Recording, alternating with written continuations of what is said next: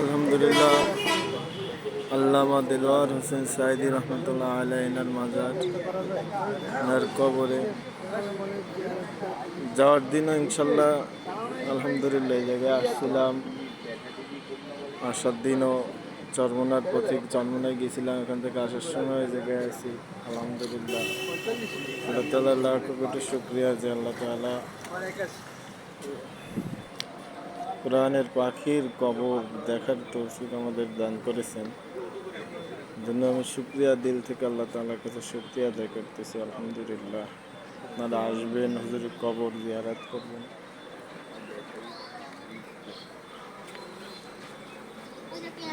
এখানে দেয়া আছে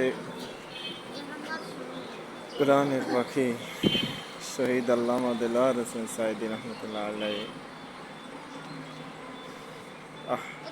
কি সুন্দর কথা! এখানে চিরনিদ্রায় শায়িত আছে কোরআনের পাখি শহীদ আল্লামা দেলোয়ার হোসেন সাইদি রহমতুল্লাহ আলাই।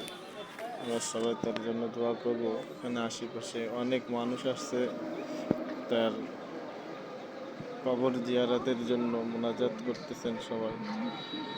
আল্লাহ, তুমি কোরআনের পাখিকে জান্নাতুল ফিরদাউসের উচ্চ মাকাম দান করো।